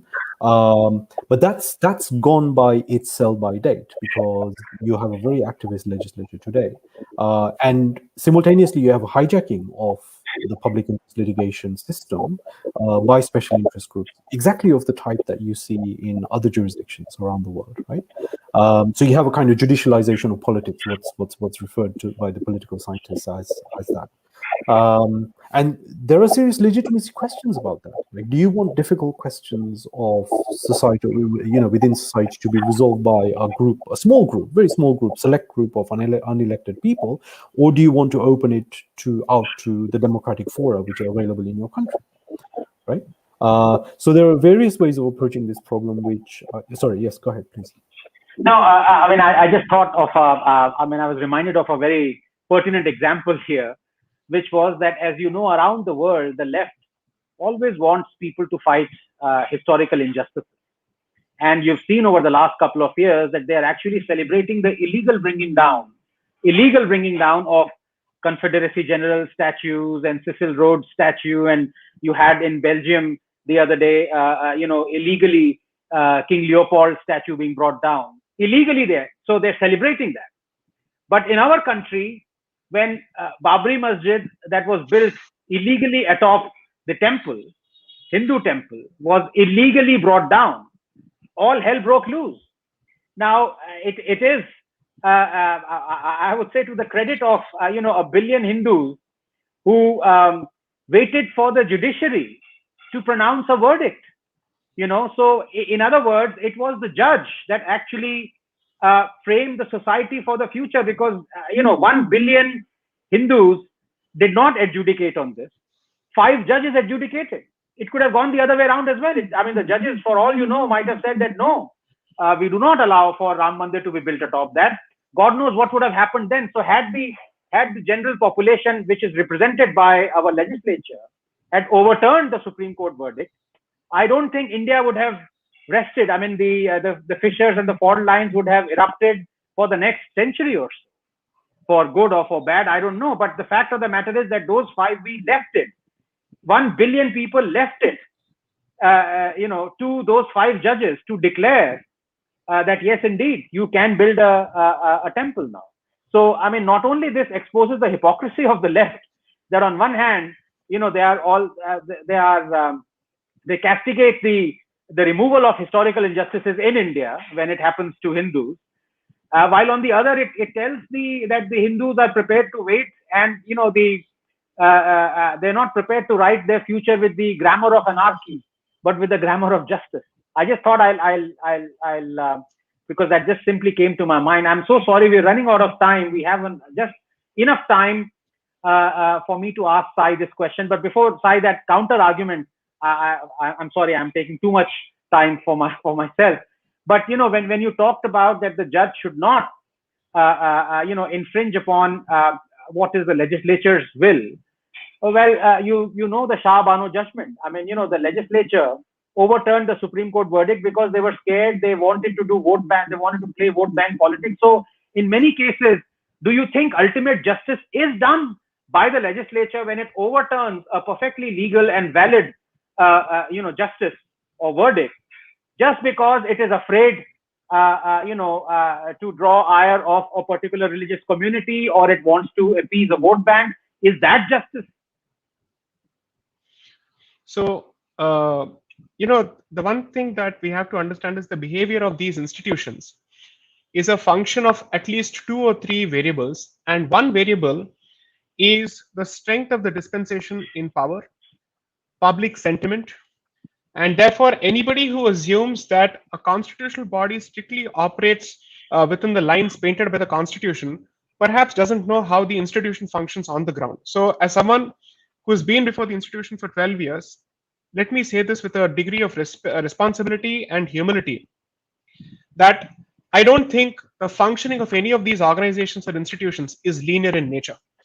So therefore, as far as the Shah Bano example is concerned, let me caveat my position by saying that I said that the judiciary cannot step into the shoes of the legislature, but if the legislature goes down the path of implementing something that is unconstitutional, merely to appease a certain segment of the population, notwithstanding the fact that it is blatantly unconstitutional, unfortunately, all that the judiciary can do is to strike it down, and then you get into an endless loop of striking down, promulgation, striking down, promulgation. You get into that cycle.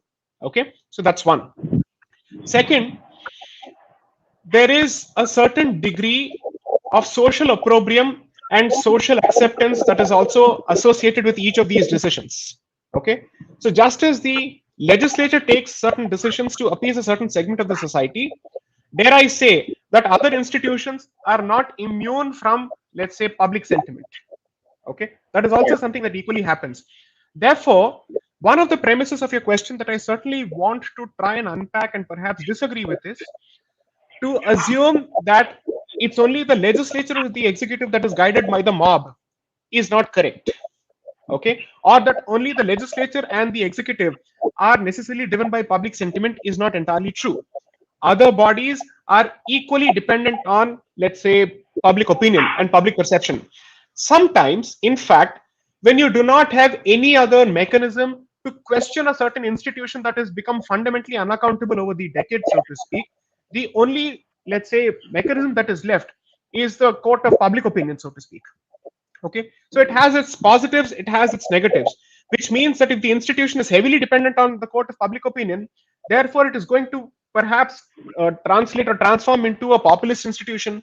At the same time, if the institution does something which is patently unconstitutional and certainly against civilizational ethos, then perhaps the only pushback is a civilizational response and a public response. So, for instance, I'd say the Sabarimala movement on the streets by the women of Kerala, and was such a powerful message against the first judgment of the Supreme Court, which was delivered on the 28th of September 2018, which went against everything that the believers believed in and held as sacred and true and valid.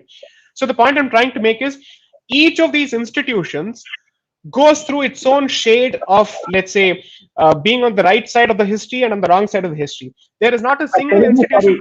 Terribly sorry to interrupt you, Sai. I cannot help but say this, that when the Shah Bano judgment went against the perceived Muslim population, the Congress government immediately overturned it. When the Sabrimala judgment went against the Hindus, the BJP government did not overturn the Supreme Court judgment. So I don't know whether Congress was wrong in what it did and the BJP was right in its silence.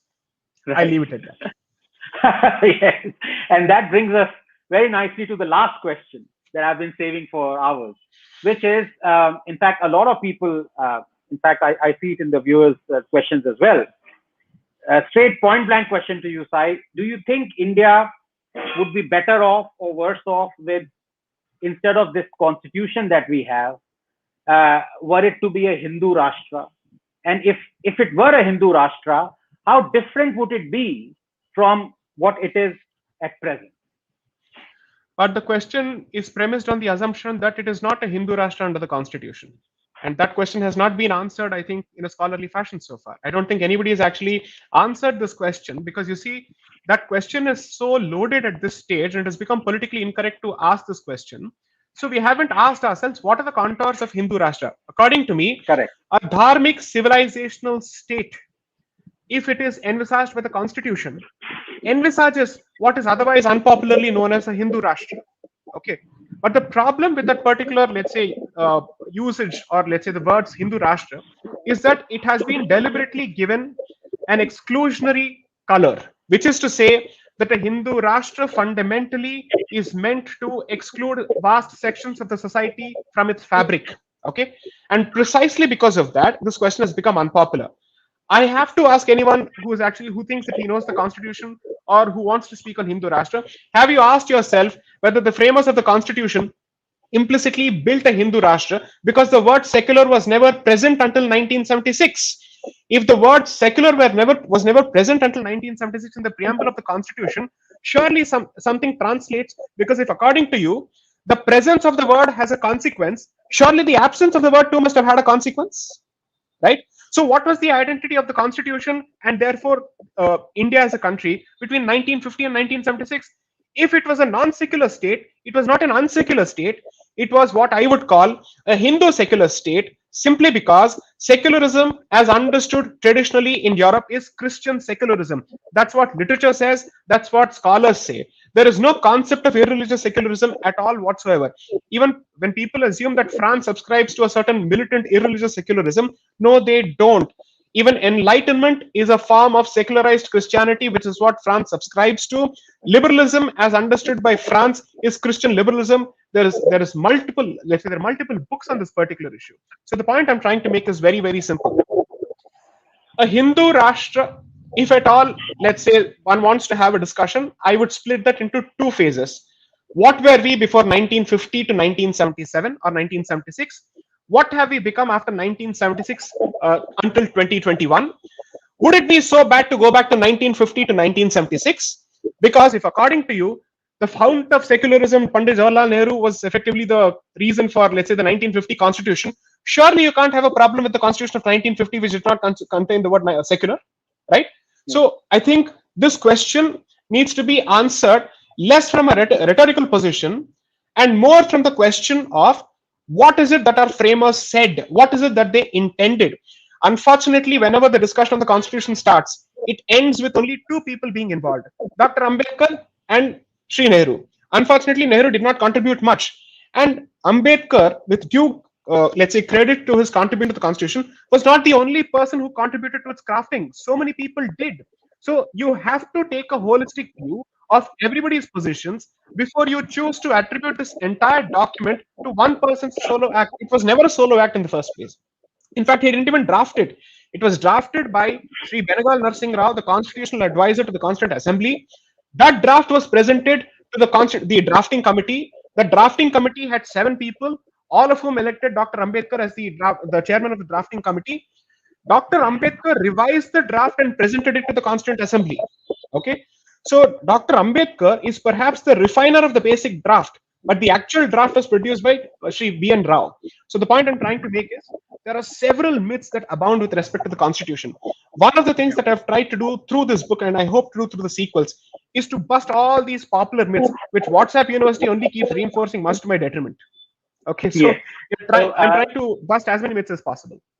No, that's a very revealing answer, Sai, if I may say so, and it kind of brings us to a very nice close, because it kind of almost completes the circle, because as your book is titled India That is Bharat, and so many people perceive India to be some kind of modern, this kind of panacea or utopia of what we like this nation to be, India. And Bharat seems like, this kind of old medieval system where nothing was. The cowbell. They call it the cowbell. Correct. The cowbell. It may be that India was actually Bharat until Indira Gandhi decided to put the word secular in it. So, when you say, so guys, open your eyes.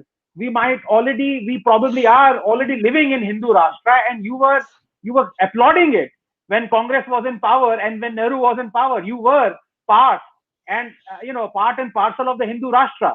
Last question, which I can't resist, Sai, are you for or against then the removal of the word secular from our constitution? No, I would say call it Hindu secular and I'm good. Okay. Retain the word secular, but add Hindu secular and I'm good, because it clearly shows that I have an identity which I'm not expected to cast away. And that also promises that the state shall not interfere with religious institutions. That's exactly what's happening at this particular point of time. And minorities will continue to be. See, the point is, when the word secular wasn't present, you had all these provisions for minorities, right? So therefore, how can you have a problem with an unsecular constitution which has already made certain provisions for minorities?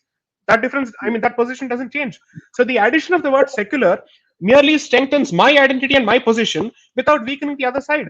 Unless they believe that the strengthening of my position translates to a weakening of their position, then there's a serious problem. Thanks very much. We have 45 seconds left. I don't know how we managed it. We've absolutely kept our time, which is quite remarkable. Very unlike the credit goes to you. Right? Not at all. Not at all. I have enjoyed this so enormously. I really must thank Sai, you as well, Dr. Sen, who's no longer with us right now because he had to leave, and Dr. Shah for this wonderful discussion. And once again, Sai, heartiest congratulations on this really phenomenal seminal book. Thank you so much. May I show this before we part? So this is the book. Yes. Thank you. We have Alo to give us the hopefully the vote of thanks, Alo. Yes. You've done it Her well Royal already. Highness. Thank you. So with that, we close the end of this evening's exceptional book launch. I would like to thank Bloomsbury for launching J Sai Deepak, the author, and also being a co-host of this event. Thank once more Her Highness Aswathi, Thirunal, Gouri, Lakshmi, Bayi for her presence at the formal launch of the book. Thanks once again to the members of the panel, Dr. Gautam Sen, Dr. Prakash Shah, and Dr. Anand Ranganathan. Also thank Vikram Sampath and Team Arth for putting this together. Specifically, I thank Shreyashi Goenka, Shruti Shenoy, Gopal Kejriwal, Meenakshi Samantare, and the entire tech team of Arth. With that, we conclude this evening's program. Thank you all for joining in. Thank you so much, Alo. Thank you, Sai. Thank you, Dr. Shah. I thank everyone. Thank you. Thank you, everybody. Yeah.